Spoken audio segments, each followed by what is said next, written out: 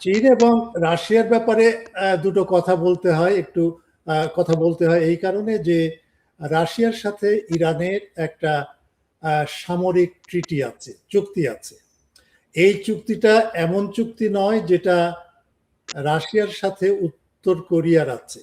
উত্তর কোরিয়ার সাথে রাশিয়ার যে চুক্তি, সেটাতে রাশিয়াকে কেউ যদি আক্রমণ করে তাহলে উত্তর কোরিয়া সেখানে তাকে সাহায্য করবে, অস্ত্র দিয়ে, বাহুবল দিয়ে, যেভাবে হোক না কেন।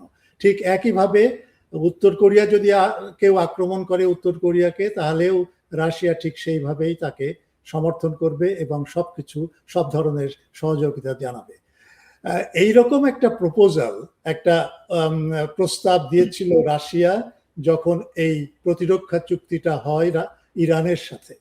ইরান তখন বলেছিল যে না, আমরা এতদূর পর্যন্ত যেতে চাই না, আমরা শুধু এই পর্যন্ত যাব যেখানে সামরিক বাহিনী রাশিয়ার সাথে সামরিক বাহিনী ইরানের একটা যোগ সম্পর্ক থাকবে, আদান প্রদান থাকবে, জয়েন্ট এক্সারসাইজ হবে, এইরকম একটা সহযোগিতাপূর্ণ একটা অবস্থা বা একটা কন্ডিশন সেই চুক্তিতে অন্তর্ভুক্ত হয়েছিল। কিন্তু ওই রকম একটা, যেটাকে বলে আয়রন ক্ল্যাড যে চুক্তি, যেখানে একে অপরকে সাহায্য করবে, ঠিক যেরকম নেটোর ভেতরে আছে, নেটোর পঞ্চম ধারায় তার কনস্টিটিউশনে, যে এক দেশ আক্রমণ হলে অন্য সব দেশ তাকে সাহায্য করবে এবং সমর্থন করবে, এইরকম কিছু ইরানের সাথে নাই। ঠিক একইভাবে ইরানের সাথে চীনেরও কিন্তু ওই রকম মানে শক্ত একজন আক্রমণ হলে আরেকজন তাকে সাহায্য করবে, এইরকম পারস্পরিক একটা সম্পর্ক সামরিক ক্ষেত্রে, প্রতিরক্ষার ক্ষেত্রে এইরকম একটা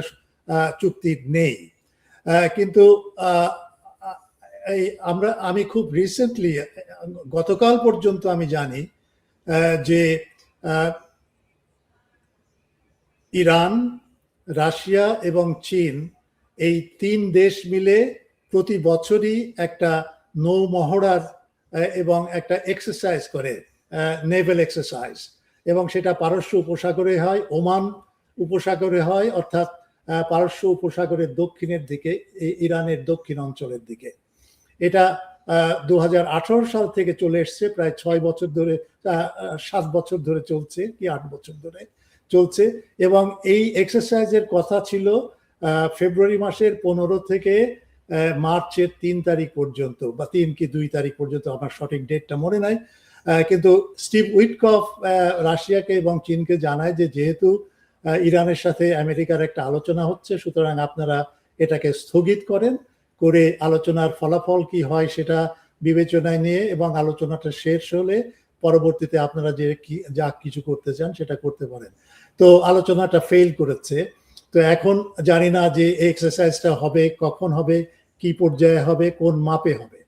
সুতরাং এই যদি এক্সারসাইজটা হয়, তাহলে কিন্তু আমেরিকার পক্ষে অত্যন্ত কঠিন হবে এই কয়েক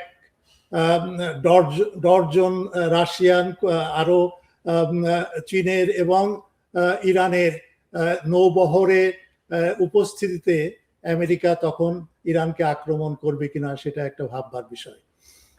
এটা হচ্ছে এক দিক। দ্বিতীয় দিক হচ্ছে যে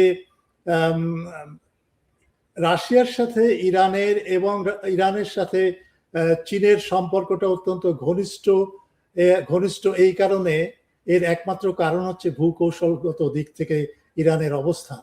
ইরান যদি আমেরিকার যদি ধ্বংস হয়, অথবা ইরানে যে বিদ্যমান যে সরকার আছে সেই সরকার যদি ক্ষমতাচ্যুত হয়, তাহলে লক্ষ্য করে দেখবেন যে রাশিয়ার দক্ষিণ অঞ্চল, আজারবাইজান থেকে শুরু করে আর্মেনিয়া, জর্জিয়া, এই অঞ্চলটা একদম ওপেন হয়ে যায়। এটা হচ্ছে রাশিয়ার আন্ডারবেলি। সুতরাং রাশিয়া সর্বতোভাবে চেষ্টা করবে ইরানকে সাহায্য করা, এবং তার জন্য রাশিয়া যথেষ্ট পরিমাণে সাহায্য দিয়েছে বলে আমার ধারণা। বিশেষ করে S-400 যে প্রতিরক্ষা ব্যবস্থা, যে ক্ষেপণাস্ত্র প্রতিরক্ষা ব্যবস্থা, এটা হচ্ছে এক। আর দ্বিতীয় হচ্ছে যে আরো কিছু অত্যাধুনিক যন্ত্রপাতি, যেটা দিয়ে আগে থেকে ডিটেক্ট করতে পারে, নিরীক্ষণ করতে পারে আমেরিকার আক্রমণ কোথা থেকে হচ্ছে। আজকে একটা খবর পেলাম, সেটা হচ্ছে যে চীন দুটো জিনিস করেছে। একটা হচ্ছে চীন ইতিমধ্যে একটা যুদ্ধ জাহাজ পাঠিয়েছে, যেটা হচ্ছে গোয়েন্দা জাহাজ। সেখানে রাডার আছে, রাডার দিয়ে তারা জানতে পারবে যে কখন আক্রমণটা হচ্ছে ইত্যাদি ইত্যাদি, এই ইনফরমেশনগুলো ইরানকে দেওয়া। সুতরাং এই যুদ্ধ জাহাজটা ইতিমধ্যে পারস্য উপসাগরের দিকে রওনা হয়েছে, এবং পৌঁছেছে কিনা আমি জানি না, এরকম একটা পরিস্থিতি। আর একটা হচ্ছে গতকাল চীন একটা বিশেষ রাডার, অত্যাধুনিক একটা রাডার, যেটা তারা অলরেডি তৈরি করেছে, উৎপাদন করেছে, সেটা হচ্ছে YLC-8B। এই রাডারটা হচ্ছে যে জিপিএস আছে আমেরিকার, সে জিপিএসটাকে ডিসেবল করতে পারে, বন্ধ করে দিতে পারে। এটা হলো এক। দ্বিতীয় হচ্ছে যে এই রাডার কিন্তু ওই F-35 এর মতো স্টেলথ যে সমস্ত বিমান, যে বিমানগুলো সাধারণ রাডারে ধরা পড়ে না, সেই এই রাডারটা সেটা ধরতে পারবে। এবং 800 কিলোমিটার দূর থেকে যদি কোনো ক্ষেপণাস্ত্র বা প্লেন, যুদ্ধ বিমান যদি ইরানে প্রবেশ করার দিকে যায়, তখন এই রাডার কিন্তু সিগন্যাল দিয়ে ইরানকে সতর্ক করে দিতে পারবে। সুতরাং এটা একটা সাংঘাতিক একটা সাহায্য বলে আমি মনে করব ইরানের ক্ষেত্রে।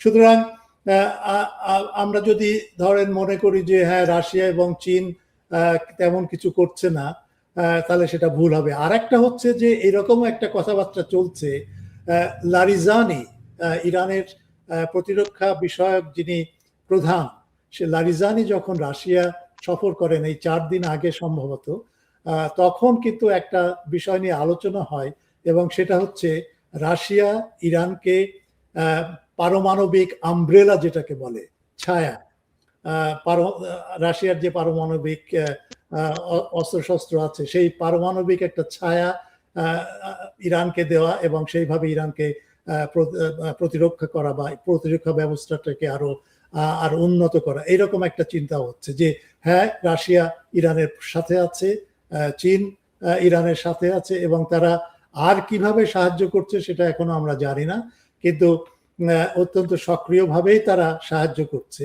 একটা জিনিস এটা ঠিকই যে ইরানের ভেতরে কিন্তু একটা ইগো আছে, একটা জাতীয়তাবাদী ইগো আছে, এবং তারা যখন 1981 সালে যখন সাদ্দাম হোসেন যখন ইরানকে আক্রমণ করে, তখন কিন্তু ইরান কাউকে পায়নি, সোভিয়েত ইউনিয়নকে পায়নি, অন্য দেশকেও পায়নি, সবাই বস্তুত ইরাককে সহায়তা করেছিল। সেই জন্যে ইরানের একটা ক্ষোভ আছে রাশিয়ার প্রতি, ক্ষোভ আছে চীনের প্রতি, যে হ্যাঁ, তোমরা আমার সেই বিপদের সময় তোমরা কিছু করনি। এই ক্ষোভটা আরো ঐতিহাসিক। আমরা আরো যদি পিছিয়ে যাই তাহলে দেখব যে রাশিয়ার সাথে পারস্য সাম্রাজ্যের এবং পরবর্তীতে ইরানের নানাভাবে, নানা কারণে, নানা বিষয় নিয়ে অসন্তোষ ছিল, এবং ইরান খুব একটা যে রাশিয়াকে ভালো চোখে দেখতো, সেই জিনিসটা এখনো পর্যন্ত আছে। বিশেষ করে ইরানের লিবারেল যে অংশটা, যে উদারনৈতিক রাজনীতিতে যারা বিশ্বাস করে, সেই অংশটার ভেতরে আছে। সুতরাং সেই অংশটা সবসময় কিন্তু চেষ্টা করেছে যে ইরানকে এই রাশিয়া এবং চীন থেকে আলাদা করে ইরান যেন স্বাবলম্বী হয়, এইরকম একটা থিওরি থেকে, এবং পশ্চিমা বিশ্বের সাথে যোগাযোগ রাখা, সম্পর্ক ভালো করা, এইরকম একটা অবস্থান থেকে অগ্রসর হয়েছিল। সেই কারণে রাশিয়া যে যতটুকু সাহায্য করতে চায় সেটাও কিন্তু সম্পূর্ণ সে পারে না, এই কারণে যে ইরান, আমি যদি না চাই তাহলে তো আরেকজন, বিশেষ করে রাশিয়া, মানে এসে বলতে পারে না যে হ্যাঁ তুমি নাও এটা। ইরানকে রিকোয়েস্ট করতে হবে, এবং সেই রিকোয়েস্টটা ইরান এখন করতে শুরু করেছে, যদিও একটু দেরিতে।